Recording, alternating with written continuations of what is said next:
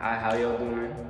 I'm Dana Barraza, and I'm gonna be teaching y'all about the fashion renaissance. So, what is the fashion renaissance?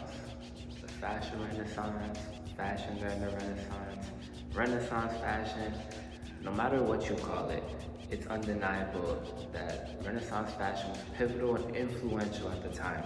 And throughout history, you can see its effects on modern day fashion. Before diving into Renaissance fashion, we need to understand what came before it, that being medieval fashion or Middle Age fashion.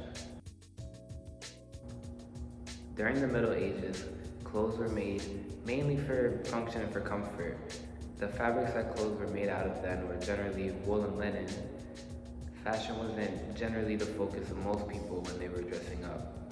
Fashion was only a thought to the wealthy, but was dominated obviously by kings and queens of that era.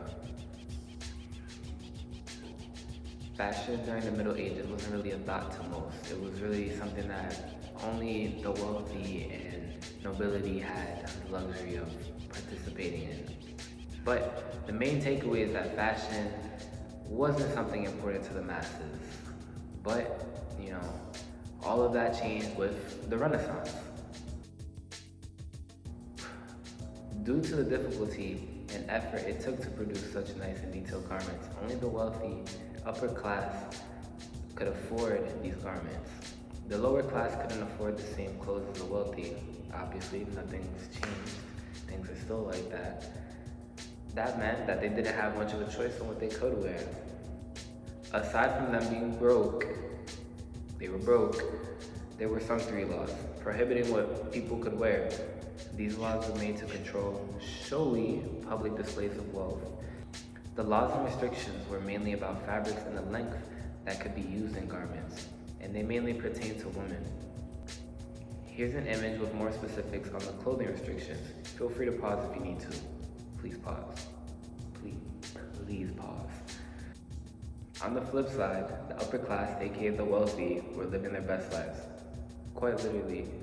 They were wearing silk, satin, velvet, and brocade. I don't even know what brocade is, and I'm a Venezuela student. While the wealthy had more options, depending on their status, just remember the list.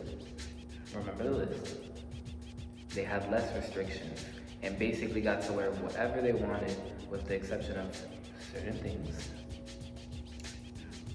Just remember the list.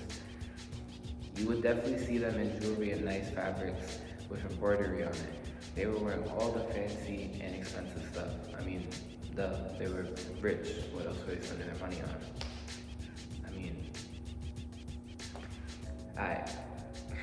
I know what you're thinking. Oh, he forgot the middle class. No, I didn't forget the middle class. I could never forget the middle class. But what's there to say? The middle class was basically copying the upper class, the nobles, the royalty, all of that, as they always do, even to this day. There's not much more to say. They could obviously wear whatever the lower class was wearing, but why would they? They were trying to mimic the upper class.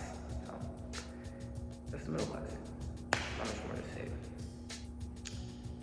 The style of this time was very important because a lot of the new ideas were being introduced, like women's clothing showing more skin and body, as well as clothing being less about functionality.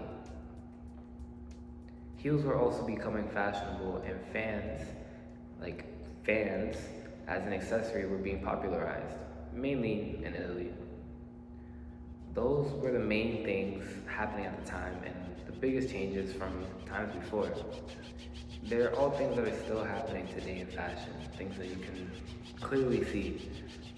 So I think it's safe to say that Renaissance fashion is at least a little important. But that's just about the gist. Renaissance fashion during the Renaissance, it's all just fashion. But now you know. I can't actually leave. I need to take my phone. But we could just sit here for a bit, I guess.